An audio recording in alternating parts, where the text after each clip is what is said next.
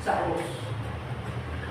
Nahatulan na itong matandang serpiente ito, itong diablo na ito, ay nahatulan na doon sa krus. At paano ba nagsimula, mga kapatid, ang malaking tunggalian sa pagitan ni Kristo at ni Lucifer? At saan humantong yung katapusan nito? Alam natin, mga kapatid, yung malaking tunggalian sa langit, yung malaking tunggalian sa pagitan ni Kristo at ni Satanas ay nagsimula sa langit. Sa papaanong parang nagsimula?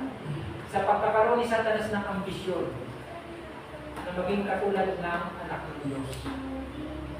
Wala namang masama sana eh. Wala namang masama na mag-ambisyon ka ng isang bagay. Kasi unang-una, kung ang ambisyon ni Satanas ay maging katulad ako ng Diyos na napakaluwalhati sa pag-uugali, walang masama sa mga. Pero yung ambisyon niya na maging katulad siya ng Diyos sa kapangyarihan, nag-aambisyon po siya ng isang bagay na imposible. Bakit po nag-aambisyon si Satanas sa isang bagay na imposible? Sapagkat isa siya lamang na nilalang. Hindi siya lumalang, hindi siya yung Diyos na tagapaglalang. Kaya yung ambisyon niya na maging katulad ng nilalang, isang imposibleng bagay. Isang imposibleng bagay yan, mga kapatid. Kaya mga kapatid, noong nagsimula ang labanan ito, mga kapatid, sa langit, hindi po alam ng mga nilalang na anghel doon kung ano talaga ang tunay na layunin ni Satanas. Bakit biglang-bigla siya naghimagsik laban sa Diyos? Hindi nila alam, mga kapatid. Kaya nga, siguro pumapasok sa isip niyo, mga kapatid, bakit kaya hindi kinatay ng Diyos si Satanas sa panahon na naghimagsik siya sa langit para sana hindi na tayo nadamay? Hindi na sana tayo nagdurusa ngayon dahil sa kagagawa ni Satanas. Dahil ang dahilan po, mga kapatid, yun na po, hindi pa po alam ng mga nilalang sa langit at maging ng mga nilalang na iba ng Diyos kung ano pa ang dahilan bakit naghimagsik si Satanas. Basta sinabi lang ni Satanas, malupit ang Diyos. Basahin niyo po ang grade 2 verse, mga kapatid, doon sa unang kabanata, malupit ang Diyos. Ipinatutupad niya sa atin yung isang kautusan na hindi naman talaga natin kayang masunod. Gumagawa siya ng isang utos na hindi naman natin kayang masunod, pagkatapos pag hindi natin nasunod, parurusahan niya tayo. Diba? Ito, nasabi ko na rin sa inyo, no? Diba? Para bang ganito, brother, utusan mo yung anak mo ng 2 taon. Ito, inulit-ulit. Nasabi ko na ito eh. No? Utusan mo yung anak mo ng 2 taon na pagbuhati ng isang kabang bigas. Pagkatapos pag hindi nasunod, ahatawin mo, papalutin mo. Ganun ang ibig sabihin ni Satanas. Kung siya ng utos, alam naman niya hindi natin kaya masunod. Para bang yung bata, utusan ako ng tatay ko 2 taon, utusan ako mag-bolt ng isang pamabigas, ako namang hindi matinong tatay ito. Diba? Parang gano'n. Gano'n ang itinanim ni Lucifer sa isip ng mga anghel na nadaya niya. Kaya mga kapatid, napakahalaga ng krus. Kasi ang krus, ang naglantad kung ano ba talaga ang tunay na motibo ni Satanas. Bakit siya naghimagsik? Hindi dahil sa ang Diyos ay mahigpit, hindi dahil sa hindi masunod ang kautusan, hindi po yun ang dahilan, mga kapatid. Ang krus po ang naglantad nito. Alam natin, mga kapatid, sa Ezekiel chapter 28, verse 14 and 15, mga kapatid, hindi naglalang ang Diyos ng Satanas. Ang nilalang ng Diyos ay Lucifer. Basahin niyo po yan. Ngayon, mga kapatid, itong si Satanas na nilalang niya ay naghimagsik. Naghimagsik siya. Siya ay dumating sa lugar kung saan gusto niyang patayin ang anak ng Diyos. Pero hindi niya sinabi sa mga anghel, mga kapatid, hindi niya sinabing gusto kong maging kagaya ng Diyos. O parang magawa kong maging kagaya ng Diyos. Tulungan niyo ako lang. Alisin natin sa pwesto ang anak ng Diyos para ako makapalit. Kailangan mapatay natin siya. Sa palagay niyo kung sinabi ni Lucifer sa mga anghel niyo, susunod kaya sa kanya? Ang ginawa niya, ipinakita niya siya ay napakabuti at ipinalabas niya na kasama ang Diyos. Kaya doon siya nakapandaya. Doon siya nakapandaya, mga kapatid. Hindi niya sinabi ang tunay na dahilan, gusto niya patayin ng Diyos sa natin kung mabasa yan. John 8:44, basahin natin. Totoo nga ba na simula pa ng una, gusto nang patayin ni Lucifer ni Satanas ang anak ng Diyos? Basahin natin ng John 8:44. Ito ay usapan ni Kristo at ng mga Hudyo. Ano pong sinasabi rito? Pansinin po natin. kayo ay sa inyong amang dyablo. At ang mga nais ng inyong amang ibig ninyong gawin. Kasi ninyo susunod na talata, siya ay isang mamamatay tao, buhat pa ng una. Ang tanong, may pinatay ba si Lucifer buhat pa ng una? May pinatay na ba siya buhat pa ng una? Sabi ni Kristo, siya ay mamamatay tao, buhat pa ng una. Ibig sabihin, nagsisinungaling ng Diyos. Wala naman tayo alam na pinatay si Lucifer ng una. Alam niyo mga kapatid, ang pagpatay, kahit hindi mo na kailangan gawin niya ng akto, pero sa batas ng Diyos, mag-isip ka lang, mamuhi ka lang sa isang tao, sa batas ng Diyos, pumapatay ka. Kaya doon pa lang sa langit, kung siya'y namuhi sa anak ng Diyos, at gusto niyang patay, hindi nga lang niya isagawa dahil wala siyang sapat na kakayanan, pero sa mata ng Diyos, pinatay niya ng anak ng Diyos, doon pa lang sa langit. Kaya sinabi niya, kayo sa anyong amang diablo na siya'y mamamatay tao pa, buhat pa ng pasimula. Then buwan pa ng pasimula, pinatay niya na si Kristo. Wala nga nang makakataon ng isagawa niya, pero sa isip niya, pinatay niya ng anak ng Diyos. Yan po ang ibig sabihin niya. No? Kaya nga, mga kapatid, ginamit niya ngayon, na kasangkapan ng tao para may pagpatuloy niya yung kanyang plano dito sa lupa. Paano niya ginamit ng tao? Dinaya niya. Dinaya niya. Sino ang dinaya niya mga kapatid? Si Eva at si Adan. At ang mga tao ngayon ay ginamit niyang kasangkapan upang dito sa lupa, dito niya i-develop yung kanyang kaharian na gusto sana niya itayo sa langit pero nabigo siya. Hindi niya nagawa. Then pinatalsik na siya rito sa lupa. Ano yung prinsipyo niya na gusto niyang develop sana sa langit pero dito niya i-develop? Ito po yung mga kapatid, yung prinsipyo ng pagmamahal, pag-ibig sa sarili. Yan po yung prinsipyo na gusto niya ipaglaban sa langit. At sa totoo lang, hindi kilala yung prinsipyo na yan sa langit, kasi sa langit, puro mapagsakripisyo sa sariling paglilingkod ang kanilang ibinibigay sa Diyos. Pero bakit tumubo sa puso ni Lucifer, ni Satanas, yung pagmamahal sa sarili? Ano ba tawag mo niya? Gusto mo maging katulad ng Diyos, gusto mong kilalanin ka, gusto mong sabahin ka, gusto mong purihin ka, paglingkod ka, hindi ba pagmamahal sa sarili? Yun yung talagang prinsipyo na tumubo sa puso ni Satanas dun sa langit.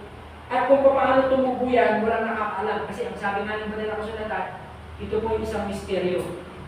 Kung paano ang isang banal na lugar, mga banal na nakatira, ay nagkaroon ng isang diwa na tumubo sa puso ni Lucifer. Napatay ng anak ng Diyos at maging katulad ng anak ng Diyos, ng isang Diyos. Misteryo po yan. Walang nakakaalam. Yan yung hindi kaya ko paliwanag. Kung paano po sumubot yan sa katulad ni Lucifer na isang napakabanal na anghel. Kaya mga kapatid, isang gabi, nakarinig si Lucifer, si Satanas ng isang awitin. At kanina niya narinig yung awitin isang gabi. Narinig niya ito sa mga dati niyang kasamahan ng anghel. Ano yung narinig niyang awit? Ito ang awit, hindi ko kasi ipagkasalo. Glory to God in the highest, and on earth peace, goodwill toward men. Luke 2:14. Kaluwalhatian sa Diyos sa kataas-taasan at kapayapaan at mabuting balita sa lahat ng mga tao. Kailan ito inamit mga kapatid ng mga anghel? Nung ipinanganak si Kristo sa sagsakan. Doon narinig ni Lucifer yung awit na yan at pinakinggan pa rin niya yung mensahe ng anghel doon sa mga pastor. Ano yung mensahe ng mga anghel sa pastor? Ang mensahe ng anghel sa mga pastor, mababasa natin sa verse 11, sa inyo ngayon ay pinanganak sa siyudad ni David ang tagapagligtas na siyang si Kristo ang Panginoon. Alam niyo mga kapatid, kung bakit ito ng mga pastor, naging mabuting balita ito sa kanila. Bakit naging mabuting balita? Sabagat ito na yung matagal nilang hinihintay na inihula na tagapagligtas na darating. At hindi lang naging mabuting balita mga kapatid sa mga anghel, naging mabuting balita din kay Satanas at sa kanyang mungko. Bakit? Bakit naging mabuting balita ito kay Satanas pa rin? Sapagkat sabi niya, yung hindi mo nagawa sa langit, dito ko may ipagpapatuloy. Sapagkat si Kristo ay naparito sa aking teritoryo, kumbaga sa pumasok siya sa lungga ng mga leon, gaya ng isang sanggol na walang kaya, kaya kayang-kaya ko naman yung gawin, yung hindi ko nagawa doon sa langit. Naniniwala pa kayo mga kapatid na yun ang nasa isip ni Satanas? Ano agad ang pinagawa ni Satanas sa isip ni Herodes? Nakalagay mo yung pinanganak si Kristo. Mapapatay po. Hindi, sabi niya, sige, Tapahanan. balik kayo at kung galit para masama sa kanya. Magandala yun. Ngayon, nung hindi bumalik, kasi ang purpose lang naman ni Satanas, kaya sinabi kay Herodes yung, sinabi ni Herodes yung doon sa tatlong matatalinong tao, para alam na nila, alam na ni Herodes, para may papalamin ni Satanas kung saan niya hahanapin si Kristo para patayin. Bakit? Sapagkat kung hindi bumalik yung tatlong matatalinong tao, anong ginawa niya? Nagbigay siya ng utos. Ano yung utos? Patayin na ang mga Patayin lahat ng batang lalaki 2 taong pababa. Sino ba yung nasa isip ni Herodes? Yun yung isip ni Satanas. Kaya sabi niya, pagkakataon pa nito, kaya tignan niyo po ano mga kapatid, tignan niyo na tama-tama yung sinabi ni Kristo na sapagkat kayo sa inyong amang diablo na siya'y mamamatay tao, buhat pa ng pasimula. Yung hindi niya isa katuparan doon, ito na ngayon, pagkakataon ko na ito. Pagkatapos mga kapatid, hindi nangyari sapagkat hindi pa dumadating ang oras ni Kristo, kaya hindi nangyari sapagkat alam natin na naginip nung gabi na yun si Jose, na merong mangyayari masama, pinapunta sila sa Egypto. Tumakas muna sila doon. Ang hirap na amazing sa kanya. Ako. Ngayon, bagamat dun sa kanyang pagiging binatilyo at sa kanyang pagiging binata, walang tala na mababasa tayo pagdating kay Kristo sa buhay ni Kristo. Halos ang tala rito ay sa panahon na lang na nung siya'y pumunta kay Juan Bautista upang siya ay binyagan, yun ay mga kasunod na tala. Pero alam natin, sa mga panahon na yan, talagang pinagsikapan ni Satanas na patayin si Jesus. Pero may dahilan, mamaya, bakit ko sabihin ko lang din, bakit hindi nila sa gawa. At ano ang sumunod na tala sa Biblia? Ito sumunod, pero alam ko, meron pang mga dahilan, hindi na sa i-record. Ano pa yung sumunod na pangyayari na mga pagkakataon na talagang gustong patayin ni Satanas si Kristo? Nung nangangaral siya, hindi ba? Basahin niyo po ang John 10:31. Nung siya nangangaral, anong ginawa ng mga Hudyo? Pumulot sila ng mga bato at sila yung akma nilang papatuhin si Kristo. Ano? Ibig sabihin, gusto nilang patayin. Si Satanas ang nabubudyok sa isip ng mga Hudyo na patayin niya, patayin niya. Pero ang tanong, bakit sa lahat ng pagsisikap na ito mga kapatid, walang isang man na nagtagumpay? Ang sagot mga kapatid, sa John 8:20, sapagkat ang aking oras ay hindi pa dumarating. Alam niyo mga kapatid, kung tayo matakot na magpagamit sa Panginoon, kung tayo harap sa mga pamamaan. Kasi pag hindi pa oras na ipinahintulot ng Panginoon na tayo mamatay, kahit ano pa ang gawin ng mga uusig sa atin, hindi tayo mamatay mga kapatid, katulad na lang sa karanasan ni Kristo. Kaya hindi tayo dapat matakot kasi isa natin natatakot ng mga gustong bahay sa Panginoon. Maraming pag-uusig, may mga pagbabanta, may mga pananakot. Pero gaya nga nang nangyari sa Panginoon, kung hindi pa natin oras na tulad ni Kristo, hindi ipapahintulot ng Panginoon na tayo ay mapahamak. Yan ang tandaan po natin. Ngayon, nung dumating ang Getsemani mga kapatid, ano nangyari sa Getsemani? Nandito na yung mga sundalo na pilit na kinukontrol ni Satanas ang utak. At alam natin mga kapatid, kung makita ni Judas si Kristo, ang sabi niya, kung sino yung mahalikan ko, siya yun. Ang pinagkagulo niya. So, nung ginawa ni Judas kay Kristo yun, anong ginawa ng mga sundalo? Agad sinong gaban si Kristo. Ngayon ang tanong, bakit sa panahon na yan, nadakot si Kristo? Ang sagot, nandun pa rin sa Luke 22:53. Ang sabi niya, sa Luke 22:53, ako'y kasama niyo araw-araw sa templo, pero hindi niyo magawa na saktan ako. Sabi niya rito. Pero ngayon, ang inyong oras niyo na, sabi rito, at oras ng kapangyarihan ng kadiliman. Ibig sabihin mga kapatid, ito na yung panahon na ibinibigay ng Diyos Ama si Kristo sa kontrol ng kaaway. Ano kaya ang dahilan mga kapatid? Bakit ibinibigay ng Panginoon ang kanyang anak sa lubos na kontrol ng kaaway? Alam niyo kung anong dahilan mga kapatid? Ito na yung panahon na ilalantad ng Diyos Ama kung sino si Satanas.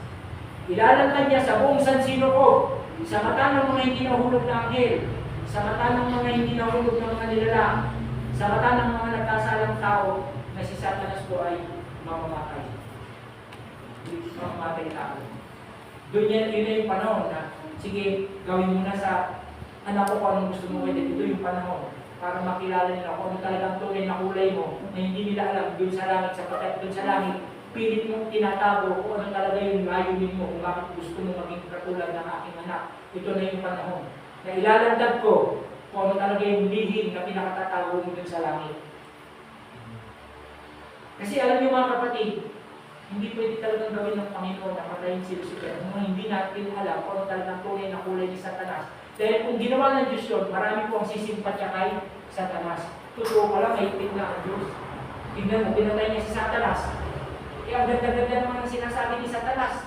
Kaya lang pala pinatay si Satanas dahil utos niya, hindi kasunod, tapos pinatay niya na agad. O di, maraming Lucifer, maraming Satanas na susunod. Kung pinatay agad ng Diyos si Satanas, kung parang sa langit, Diyos sa digmaan nila, sa langit, kung pinatay niya na, marami talagang magiging Satanas, mga kapatid. At walang susunod na sa Diyos. Sa totoo lang. Kaya marunong ang Diyos. Hindi niya hinayaan na mangyari yan hanggang hindi mo na nakikita ng buong sansino ko kung ano ba talaga ang tunay na kulay ni Satanas, kung ano ba talaga yung layo niya ang pinaglalaban niya yun. Kaya ng mga kapatid, ipinahayag na si Satanas ay mamamatay tao buwan pa ng simula. Kaya dun sa course mga kapatid, pinahintulutan ng Diyos na gawin ni Satanas lahat ang gusto niyang gawin kay Kristo. Wala nang kumbaga sa ano bang tawag dito? Wala nang limitasyon. Hindi na naglagay ang Panginoon. Di ba parang katulad kay Job? Anong nilagay na limitasyon kay Job, mga kapatid ng Diyos, kay Satanas? Sige, gawin mo lahat ang gusto mong gawin kay Job sa matulungan ni pero huwag mo gagawin ang kanyang buhay. May limitasyon. Pero dito mga kapatid, hindi binigyan ng Diyos si Satanas ng limitasyon. Gawin mo kung anong gusto mong gawin sa akin, anak. Yan ang sabi niya. Ngayon mga kapatid,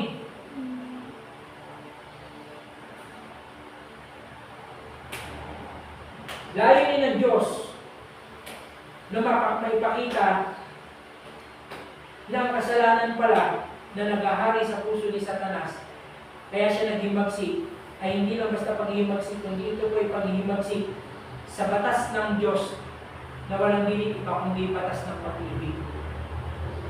Bakit? Kasi po ang pag-ibig, brother, nagpaparaya.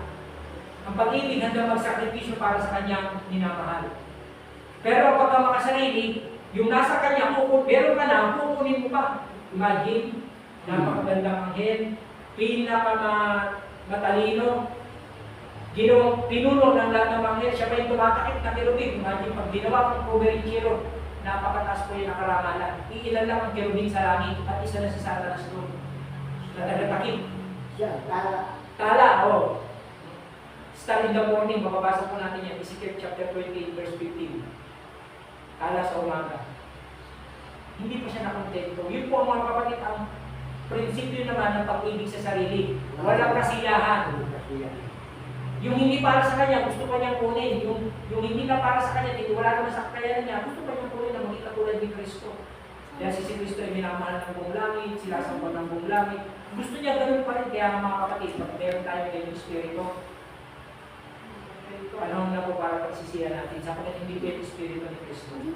Espiritu po yan ang kaway yung akin, yung iyo, akin pa rin. Ako, nakakaalat ko yan. May Espiritu po ni Satanas yan. Espiritu po ni Satanas yan. Kaya kayo na nila kung nagkawin-lawin lang ang langit. Kaya kung bakit nagkagulo ng lupa, dahil sa Espiritu ng pagmamahal sa sarili, yan ang pinakaugat ng problema, mga kapatid. Ugat ng problema sa langit, ugat din ang problema dito sa lupa. Gusto ko kasing maging Diyos. Gusto kong yung sinasabi ni Lucifer, pag kinain ko ito, magiging katulad ako ng Diyos. Yan ba? Pagmamahal pa rin sa sarili ni Ada ni Eva. Yan, pagmamahal sa sarili, kasi gusto mo makalagay sa mataas na posisyon. Ganito po siya. Kaya ng mga kapatid, binigyan siya ng Panginoon ng pagkakataon. Sige, free for all, gawin mo lahat ang gusto mong gawin sa anak ko. Hindi matalino si Lucifer. Kasi hindi niya pwede isahan ng Diyos. Siya ang isahan ng Diyos sapagkat hindi niya alam, akala niya, pag napatay na niya na si Lucifer, panalo na siya. Hindi niya alam, sa gagawin niya yun, mailalagnan sa buong sansino ko, na siya pala isang tunay na mamamatay ang anghel. Hindi na mamamatay tao, ang kasi siya. Mamamatay ang anghel siya. Mga kapatid.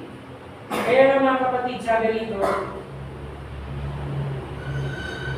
kung dumating ngayon sa punto ito, nakamuhian tayo ng sanlibutan, huwag tayo matakot. Kasi bago tayo kamuhian ng sanlibutan, kinamuhian na nito si Kristo. Ngayon ang tanong, bakit kinamuhian ng sanlibutan si Jesus na puro kabutihan naman ang ginagawa?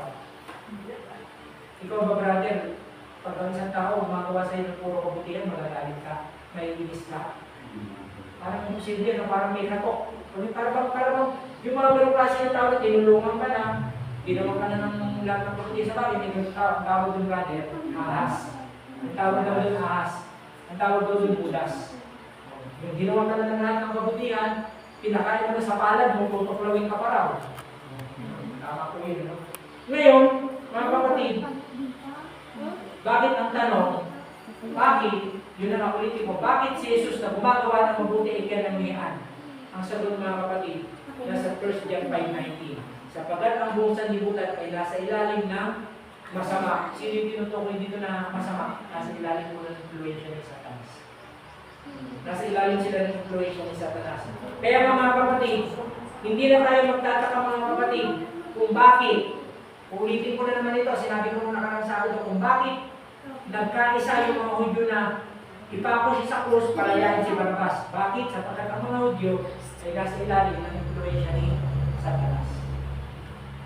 Walang magkaaway doon, walang magkaibigan. Yung Hudyo at saka yung Romano na magkaaway, naging magkaibigan sa panahon na yan.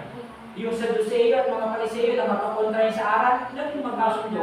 At isa lang ang kanilang sinasabi, ipako siya sa krus, ipako. Tingnan mo, nagkasa sila doon. Kaya dahil yung panahon mga kapatid, dahil itong sanlibutan ito na pinamumunuan ng Diablo, pag dumating ang panahon na si Brother Isot ay dadakitin, at kailangan mong ipagtanggol lang yung pananampalataya sa harap ng mga mataas na tao. Ngayon, pag darating ng mga huwad na saksi, katulad ng mga nangyari sa mga alagad noon, na sila yung mga impostor daw, si Stephen, si Pedro, si Juan, si Pablo, mga impostor daw. Huwag na tayo magtaka mga kapatid kasi nangyari kay Kristo po eh. Nangyari po yan kay Kristo. Kaya, kasiyahan ni Satanas, tuwag-tuwa si Satanas pag mayroong anak ng Diyos na ilalagay niya sa pag-uusig. Tuwag-tuwa si Satanas pag mayroong isang tao na ilalagay niya sa kamatayan. Lalo na pag anak ng Diyos, tuwag-tuwa talaga siya. Tuwag-tuwa po siya. Ngayon, mga kapatid,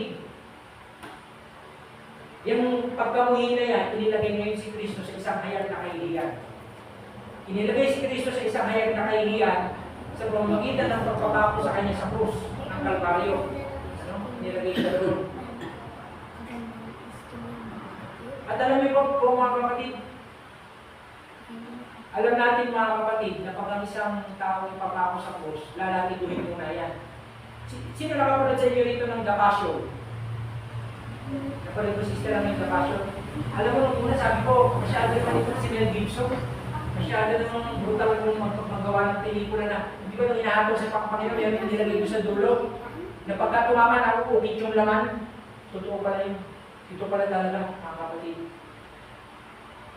Yung latigo na tumatama sa katawan ni Kristo, hindi pala ordinaryo na latigo yun, brother. Merong sima yun sa dulo na pagka pumayog, dala ang laman. Ito po, lacerated. Pag sinabi lacerated, nauuka yung likod. Pag tinamaan po ng latigo na yun.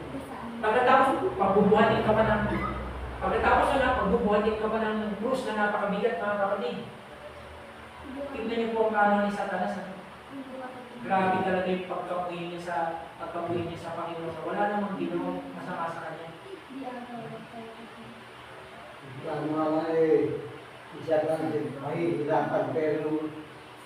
Ngayon mga kapatid, hindi kaya maisalarawan yung paghihirap ng isang biktima na nasisintensya na ipako. Hindi lang naman si Kristo, maski yung ibang mga kriminal, ganun din. Kung ano yung pinagdaanan ni Kristo, ganun din. Pag tinalo sila, talagang tanggal ang laman yan na uukayo nila kamaan ng latigo. Ngayon mga kapatid, meron tayong dapat maunawaan dito, mga kapatid. Dapat natin maunawaan na yung kahit paghihirap na dinanas. Ano ba ang pag-unawa natin mga kapatid? Na yung sakripisyo na dinaanan ni Kristo, yung kahirapan niya, yung po nagligtas sa atin. Di ba narinig natin lagi na yung sakripisyo ng Panginoon, yun ang nagligtas sa atin. Mga kapatid, alam niyo po, yung hirap na pinagdaanan ni Kristo, hindi po galing sa Diyos yun.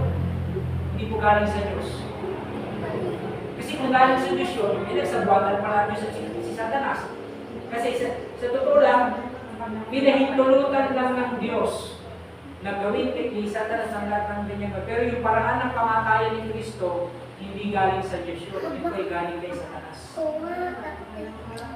Kaya hindi po yun yung, kasi meron tayong naririnig na ang ultimate sacrifice daw na ikinaligtas natin, yung paghihirap ni Kristo doon sa krus. Hindi po kasi, kung yung parang paghihirap ni Kristo sa krus, ang ultimate sacrifice, talagang pagligtas para si Satanas. Dahil siya nga yung nagpahirap kay Kristo eh. So kung ang ultimate sacrifice ay yung sakripisyo ni Kristo, yung latigo, yung pagkakapo at yung kanyang paghihirap, talagang pagligtas si Satanas. Dahil siya yung nagbigay ng paghihirap na yun, hindi ang Diyos. Ang ultimate sacrifice, mga kapatid, yung dugo niya. Yun ang pinahintulot ng Panginoon na yung dugo niya kailangan magdana. Bakit? Ayon po sa Hebreo 9:22, kung walang pagdadaanan ng dugo, walang papatawaran sa kasalanan. Kaya ang tumubo sa atin, hindi yung hirap, ito ang natin, hindi yung hirap at pagdurusa, hindi yung sakit, kundi yung sakripisyo ng kamatayan o yung pagbububo ng dugo ni Kristo dun sa krus ng Kalbaryo. Yun ang galing sa Diyos. Ipinahintulot ng Panginoon na kailangan talagang magbubo ng dugo. Kaya nga, pansinin nyo, sa panahon ng mga pag-aalay ng handog nyo, kailangan patayin talaga yung biktima, yung ayaw na biktima. Kailangan saksakin, kailangan patulungin yung dugo, dahil yung dugo ngayon ang magsisilbing, maglilinis ng kasalanan ng mga nagsisisipan. Doon lang magkakaroon ng kapatawaran, doon lang magkakaroon ng kaligtasan, doon sa dugo na dumanak o umagos. Kaya kailangan talagang mamatay ng isang tagapagligtas. Kaya nangyari sa ating Panginoon. Ngayon, dito mga kapatid, sa nangyari nito, naputol ang lahat ng tali, kahit isang bibla ng simpatya mga kapatid, naputol.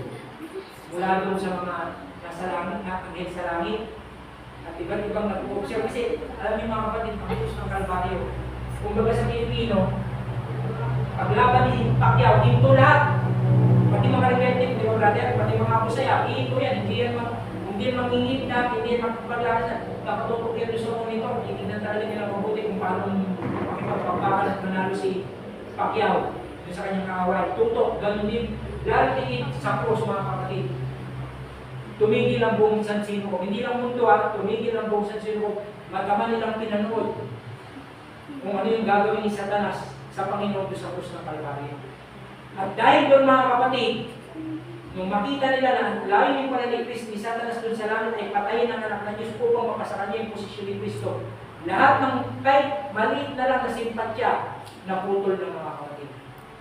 Naputol. Kaya ibig sabihin mga kapatid, sa krus ng Kalbaryo, natalo si Satanas at nagwagi ng lubusan ng ating Panginoon.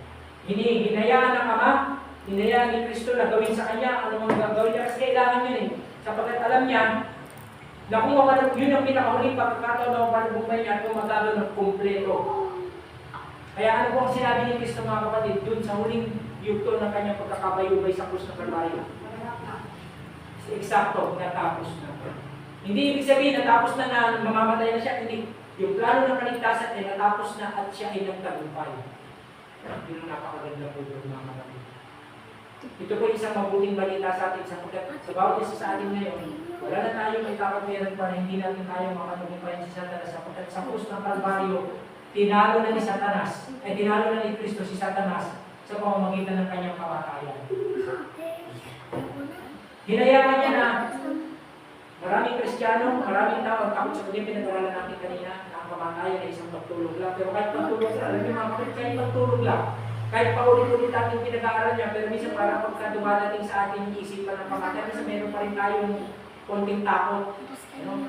Pero kaya pinagdaanan ni Kristo yung mga kapatid, upang kahit anumang uri ng kamatayan, hindi na tayo matatakot. Di ba kayo nagtataka bakit umaawit yung mga kasalukuyang iniihaw doon? Iniihaw sila. Awit, wala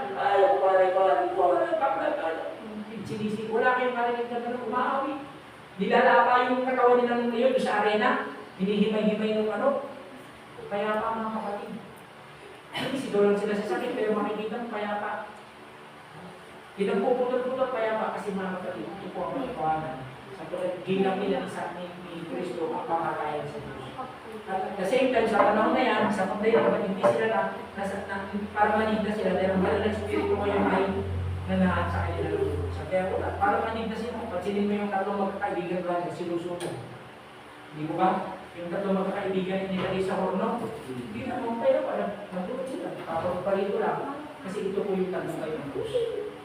Bagamat wala pa ang krus sa panahon ni Daniel, ni Shadrach, ni Meshach, ni Abednego, pero pinakawakan na po nila ito. Kasi ang sabi ng Panginoon, sabi nila, hindi mo man kami iligtas o hari, pero ililigtas kami ng aming Panginoon.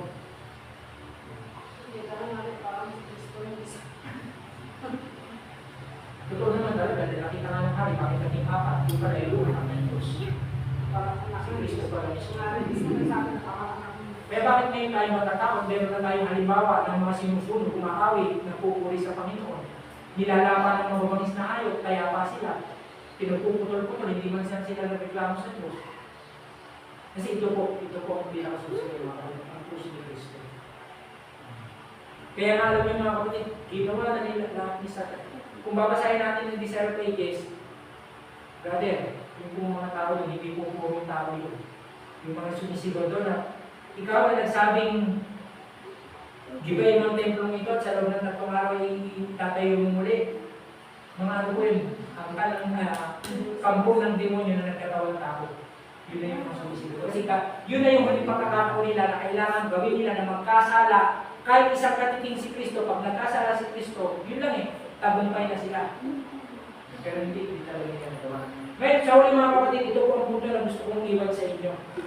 Di ba nung nakaraan pinag-aralan natin, ang sabi ng Panginoon sa Matthew 11:33 na kung sino man ay nais na sumunod sa akin, tanggihan niya ang kanyang sarili, pasanin niya ang kanyang krus at sumunod sa akin. Ano po pinag-aralan natin doon? Offense of the cross. At ito mga kapatid, ang offense of the cross. Strategy na po, para sigurado. Sa Matthew po. Ito po.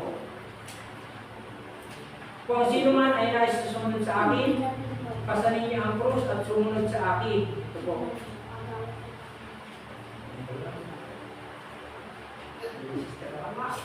Tama po.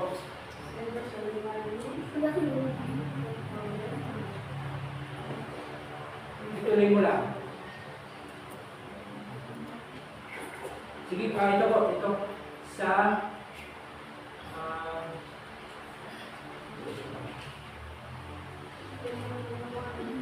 10:38.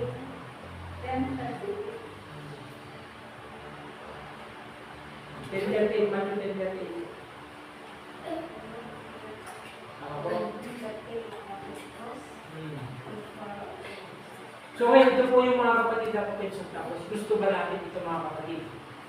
Sabi ng Panginoon, kung sino man ay nais sumunod sa inyo, pasanin niya ang tagyan niya ang kanyang sarili at sumunod sa pasanin niya ang krus at sumunod sa akin. Ito po mga kapatid ang pagpasan ng krus, yung kakamuhian tayo dahil sa mabubuting gawa natin. Anong sabi ng Panginoon? Bago kanila kamuhian, kinamuhian na nila ako. Bago kanila usigin, inusig na nila ako. Gusto ba natin yan mga kapatid? Kasi kung hindi, mag-isip-isip na tayo ngayon. Kasi hindi tayo magiging tunay na alagad ng Panginoon kung hindi natin mararanasan po ito. Sapagkat hindi dahil ang Panginoon kaysa kanyang alipid. Kung ang Panginoon ay inusig, usigin din nila kayo. Yan po yung hindi ba inulit ko na hindi pala yung krus na tinatawag ay yung pagsubok, kahirapan, hindi po yun ang krus. Yung araw-araw na pinakasan natin kahirapan, yung mga pagsubok, hindi po yun ang krus, pinagaralan natin ng pala. Kundi ang krus, ito po, yung maranasan natin, kung paano tinamuhian ang sanlibutan si Kristo sa paggawa niya ng mabuti. Tayo rin sa paggawa niya ng mabuti, kakamuhian tayo.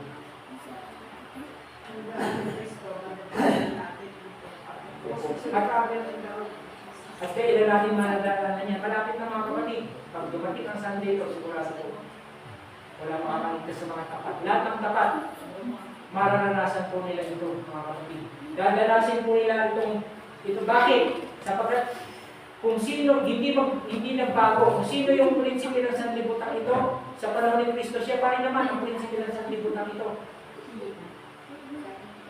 Ano po bang sabi ng nakasulat sa Revelation chapter 12 verse 17? At natuwa ang dragon sa babae at sa lalaki sa kanyang binhi. Ganun ba pagkasabi? Natuwa ang dragon at nagalit ang dragon sa babae at sa lalaki sa kanyang binhi at binaka sila na nagtitigan ng putos ng Diyos may pananampalataya ni Kristo. Bakit binaka? Nagtitigan ng putos ng Diyos may pananampalataya ni Kristo. Hindi sila binaka dahil sa masamang gawa, kundi binaka sila dahil tapat silang sumusunod sa kautosan. Ayaw ni Satanas yun.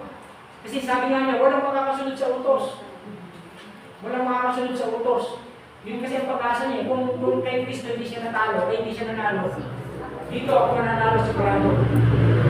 Dito sa mga anak mo, dito ako sigurado mananalo. Hindi ako nanalo sa iyo, pero dito kita papakain. Kasi alam niya, pag hindi natin nasunod ng lubos ang kanyang kautusan, brother, hindi po matatapos ang malaking panggalian at hindi makakabalik si Kristo dito. Tayo lang ang hinihintay mga kapatid. Kaya yung nasasabi, hindi na natin kailangan ng kautusan kasi tayo naligtas na sa biyaya. Boses po ni Satanas yan. Kailangan po natin yan. Hindi po boses ni Kristo yan. Boses ni Satanas yan. Sabihin natin, hindi na kailangan ng utos. Niligtas ka naman ni Kristo eh. Sinunod na ni Kristo ang kautusan para sa iyo. Bakit kailangan mo pakailan? Mag-enjoy ka lang sa kasalanan. Gawin mo yung gusto mo. Dahil ginawa na ni Kristo yung pagsunod para sa iyo. Yan po yung mga pandaraya. Yan po yung mga pinag-aralan natin kanina na magnanakaw ang mga bulang pastor. Kanina sa lesson natin. Yung mga nagtuturo ng mali. Ganyan po siya mga kapatid. Kaya mga kapatid, tulungan tayo ng Panginoon na hindi na magtatagal pa at mangyayari ito. Pero huwag natin tignan natin mga kapatid, nagtagumpay si Kristo para sa atin. Bakit tayo matatapos? Palapakan tayo. Ang tawag dito, latiguhin man tayo, Brother Max, yung latigo na meron kumukuha ng... Ano mas gusto mo, brother? Ano mas mahirap? Yung nilalatigo ka na sumasama yung laman o iwasan mo yung pagkain ng laman? Mamili ka ng tamang araw ng Sabat. Yun ang mahirap na, yun ang magandang paglang. Pero, para sa akin, bahay sa akin yung mga kasananan ng hudra tayo naman. Yun ang magandang sagot. Yun ang magandang sagot mga kapatid. Ibig sabihin, sabi kasi ng iba, di bali ng mamatay lang sa sarap. Diba? O meron ako na ano ganyan eh. Nag-lecture kami, sabi ko nga mga kape, iwasan nyo. Ay, ang karne, iwasan nyo kayo. Kaya di bali ng mamatay ako kasi masasarap lahat yung pinagbabawal ko eh. Yun ang karapihan, yun ang mga... Marami po sa totoo lang, ipinagpapalit nila. Para pang si Judas, ipinagpalit niya ang kanyang kaligtasan sa 3 piraso pila. Tayo rin, ipinagpapalit natin ang kaligtasan dahil sa pagkain ng laman, dahil sa kasiyahan ng sanlibutan, dahil sa mga kalayuan, dahil sa hindi natin, ayaw natin matagalan yung hirap-hirap naman ng Sabado, mula sa paglubog, nung kinabukasan, paglubog, ayaw. Sanlibutan na lang ako, mas enjoy pa ako. Maraming ganyan mga kapatid, binabagin nila yung kanilang kaligtasan para lang sa isang platitong mangkok ng kasiyahan. Sino yun? Isaw. Huwag sana tayo doon mga kapatid. Kasi kung ngayon pa lang ganun tayo, paano na? Pag dumating yung pag-uusig, paano na kung dumating yung kahirapan? Hindi mas talo na tayo, kung doon lang kinakatuwanan natin ng Panginoon, dinidinay natin siya sa mga bagay ng sanlibutan. Tandaan natin mga kapatid, ulitin ko sa inyo, huling salita na sasabihin ko sa inyo, huwag tayong maglingkod sa sanlibutan na si Satanas ang pinuno. Sapagkat dadayain lang tayo nito at dadalhin tayo nito sa kapamakan. So ito ang ating pag-aaral ng mga kapatid, muli po ay magandang umaga at kabisahan po sa ating mga.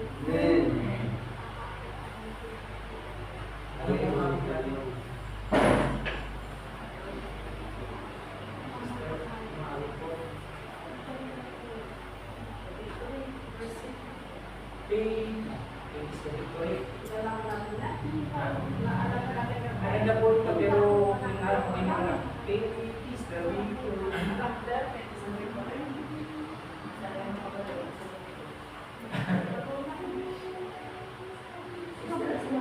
Alam mo yung Sister Sen?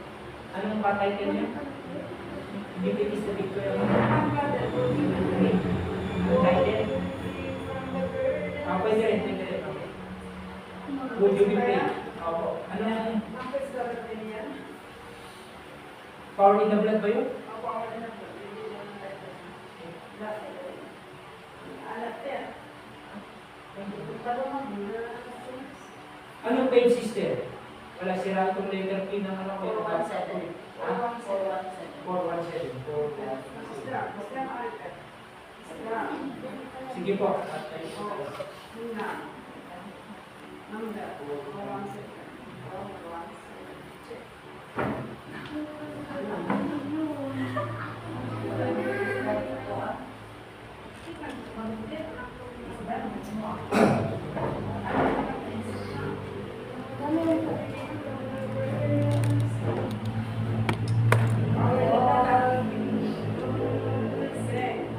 Lord, you be free from the burden of sin. There's power in the blood, power in the blood. Lord, you enter the victory win. There's wonderful power in the blood.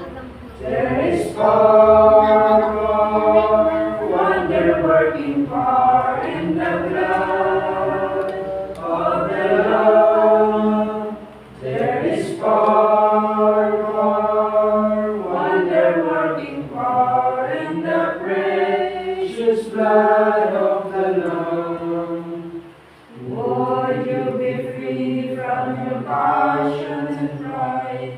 There's power in the blood, power in the blood. Come for a cleansing to Calvary's side. There's wonderful power in the blood. There is power, wonder-working power in the blood of the Lamb. There is power, wonder-working power in the precious blood of the Lamb. Would you be whiter, much whiter than snow? There's power in the blood, power in the blood.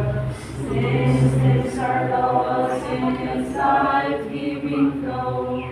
There's wonderful power in the blood. There is power, wonder-working power in the blood of the Lamb. There is power, wonder-working power in the precious blood of the Lamb. Would you do service for Jesus your King? There's power in the blood, power in the blood. Would you live daily His praises to sing? There's wonderful power in the blood. There is power, wonder-working power in the blood of the Lamb. There is power, wonder-working power in the precious blood of the Lamb.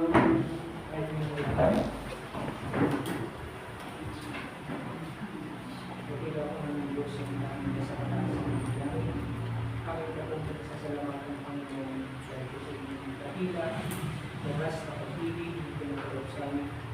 Kasi nagbigay ko sa amin ang lubos na pag-asa upang sa kayo Panginoon kami buhay, kamuon ng tagumpay.